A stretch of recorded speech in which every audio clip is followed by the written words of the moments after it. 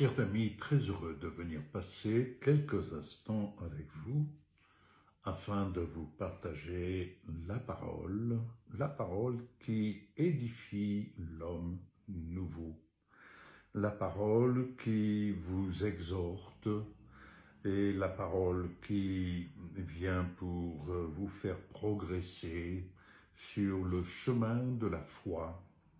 La parole qui est libératrice, la parole qui se révèle dans le cœur des uns et des autres, là où elle est reçue avec bienveillance. Aujourd'hui, je vais aborder une réflexion sur le fait de la nouvelle naissance, être né de nouveau. C'est être né en Jésus-Christ, et être né en Jésus-Christ, c'est être né en haut. Dans l'évangile de Jean, chapitre 3, c'est Jean-Baptiste qui parle, et Jean-Baptiste met l'accent sur le fait, sur la nécessité, quand il dit « il faut qu'il croisse et que je diminue ». Il faut qu'il croisse, il parle de Jésus-Christ, il faut qu'il croisse et que je diminue. C'est-à-dire, il faut qu'il croisse en moi, que l'homme nouveau puisse croître et que moi, dans la chair, je diminue. Je m'explique. Celui qui vient d'en haut, verset 31 de l'évangile de Jean chapitre 3, celui qui vient d'en haut est au-dessus de tout, et celui qui est de la terre, et il parle comme étant de la terre. La croissance de l'homme né de nouveau en Jésus-Christ impose ainsi à notre moi, à notre chair, à ce qui est terrestre, de diminuer, c'est-à-dire de s'effacer. De telle sorte que ce qui vient d'en haut est au-dessus de tout. La parole de Dieu, la réflexion, lorsqu'on y réfléchit bien et lorsqu'on laisse la parole de Dieu parler à notre esprit, à notre cœur, lorsque nous la laissons nous enseigner, lorsque nous nous laissons éclairer par la parole, oui, assurément, elle est au-dessus de tout. Mais il va sans dire qu'il nous suffit de voir autour de nous, dans notre actualité quotidienne, au sein de notre pays, pour ne parler que de notre pays, eh bien, nous voyons que vraiment, ce qui est de la terre est de la terre, et ça ne va pas très haut. C'est le moins qu'on puisse dire. Mais si ce qui est de la terre parle comme étant de la terre, il parle de ce qui est périssable. Il parle de ce qu'il croit contrôler et qu'il ne contrôle pas. Au-delà de toutes les bonnes volontés, l'homme est capable de faire de belles choses, mais vous savez, lorsqu'on s'en remet à ce qui est de la terre, un jour ou l'autre, nous en voyons les débordements et nous en voyons les conséquences. Il parle de ce qu'il ignore, car demain, eh bien, ce qu'il aura bâti est appelé à disparaître. Je prends un exemple. Sur l'île de Mayotte, voilà, des bidonvilles, des toits de tôle, une tempête et tout s'efface. Pour autant, vous prenez l'exemple en Californie, de belles demeures, oui, de belles demeures, la demeure des artistes, bref, de belles demeures, c'est vrai. Mais voilà un incendie que l'homme ne contrôle pas ou tente de contrôler avec bien difficulté, Et voilà que tout est dévasté. L'homme croit tout contrôler, mais le vent, la tempête, les imprévus, il y a ce que l'homme ne contrôle pas. L'homme vise toujours plus jamais ça, mais ceci, il ne le contrôle pas non plus. On peut mettre tous les atouts.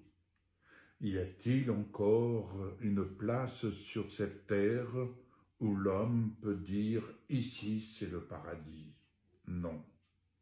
L'homme croit contrôler, mais il ne faut pas oublier une chose, ce qui est de la terre est de la terre, et si le monde est sous la puissance du malin, faut-il entendre ce que Dieu veut nous faire entendre et nous faire comprendre que l'homme sans Dieu est sous la puissance du malin, quel que soit le degré,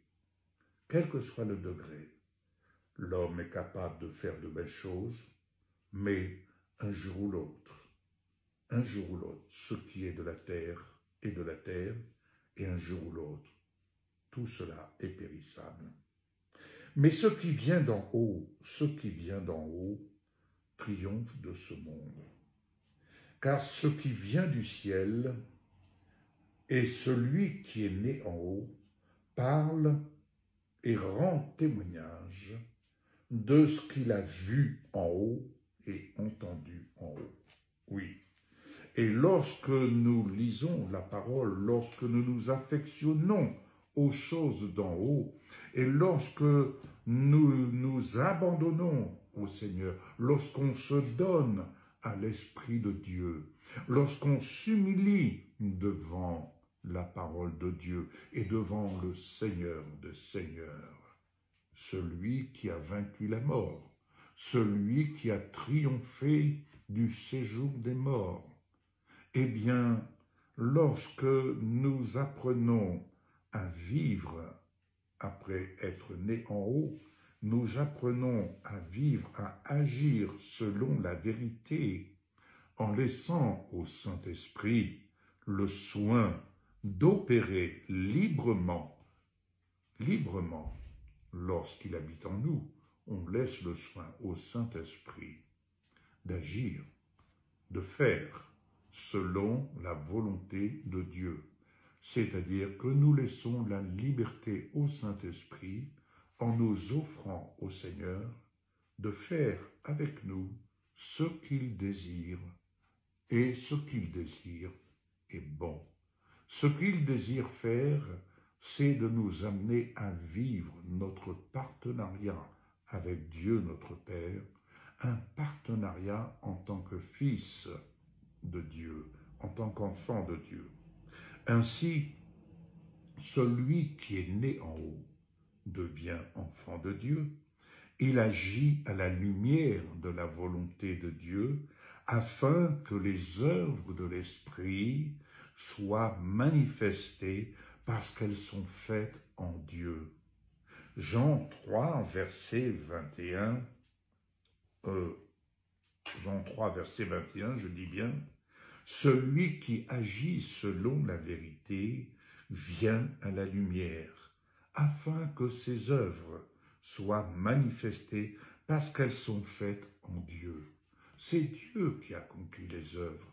Nous ne sommes que des instruments pour servir les intérêts du royaume de Dieu.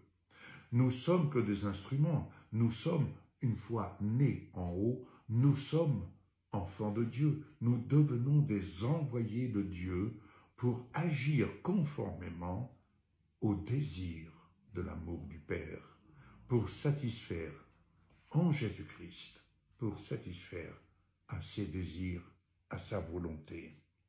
Hébreux 1:2. Hébreux 1 nous dit quelque chose de très important. Dieu, dans ces derniers temps, nous a parlé par le Fils. Il l'a établi héritier de toutes choses. Par lui, il a aussi créé l'univers. Et il nous est dit, le Fils est le reflet de sa personne, et l'empreinte de sa personne, et il soutient toute chose par la parole puissante. Alléluia. Autrement dit, Dieu nous parle par le Fils, qui est l'empreinte de sa personne, et il soutient toute chose par sa parole puissante. Ainsi, celui qui est né de Dieu, et qui est né donc de nouveau, ainsi il est né en haut en Jésus-Christ, né en haut, il porte à son tour l'empreinte du Fils. Il porte l'empreinte du Fils Jésus-Christ. Oui, on porte l'empreinte esprit, âme et corps, l'empreinte du Fils. Ainsi, quand Paul dit dans Romains 8, verset 17, « Enfants de Dieu, nous sommes aussi héritiers, héritiers de Dieu et co-héritiers de Christ. » Paul ne dit-il pas dans Éphésiens, je lis la référence pour vous, bien-aimés, Éphésiens chapitre 2, si je ne fais pas erreur, bien entendu, chapitre 2, cette parole merveilleuse, à partir du verset 5, nous qui étions morts, c'est-à-dire qui faisions partie du séjour des morts, de la terre, ce qui est de la terre et de la terre. Nous qui étions morts par nos offenses, ce qui vient de la terre n'est pas agréable à Dieu. Ce qui est agréable à Dieu, ne l'oublions pas, c'est la foi. Et la foi qui vient de la parole de Dieu, de ce que nous entendons de la parole de Dieu. La foi, ce n'est pas le simple fait « je crois ». La foi, elle vient. Ne l'oublions pas. La foi, elle vient de ce que nous entendons de la parole de Dieu. Être croyant, c'est une chose. Si je crois, alors je vais à la source, et en allant à la source de la parole, afin d'apprendre à vivre la foi en Jésus-Christ, et surtout cette mesure de foi qui me permet d'être au-dessus de tout. Ainsi, écoutez bien, il nous a ressuscités ensemble. Celui qui est né en haut est né, ressuscité en Jésus-Christ. Et il nous a fait asseoir ensemble dans les lieux célestes en Jésus-Christ. Celui qui est né de Dieu est assis par la foi en haut avec Jésus-Christ. Et c'est là qu'il apprend à vivre en nouveauté de vie. Et c'est là et à partir de là que nous apprenons, l'homme nouveau apprend à servir sur la terre ce qu'il voit et ce qu'il entend en haut. Et ce qu'il entend en haut doit être et se doit d'être conforme à ce qui est écrit dans la parole. Ainsi, bien-aimés, assis au-dessus de tous en Jésus-Christ, les œuvres de ténèbres sont sous nos pieds en Jésus, parce que Jésus-Christ a vaincu les œuvres de ténèbres.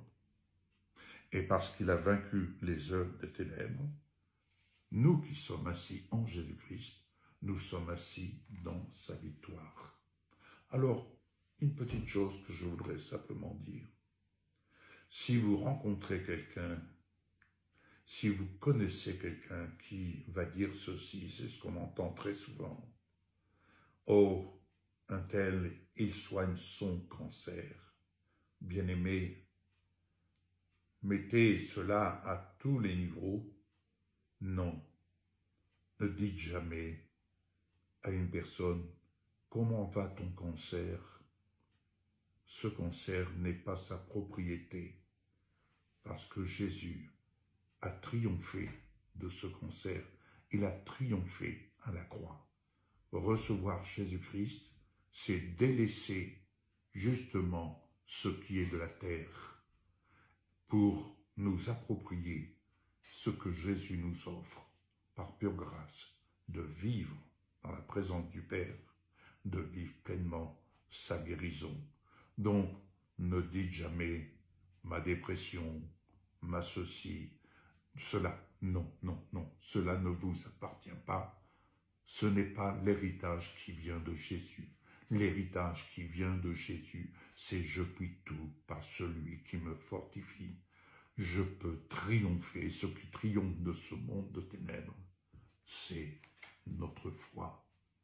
Que votre foi triomphe et que vous puissiez vivre à la lumière de la parole, de la vérité, la parole de Dieu. Elle est éternelle, elle est vivante, elle ne change pas.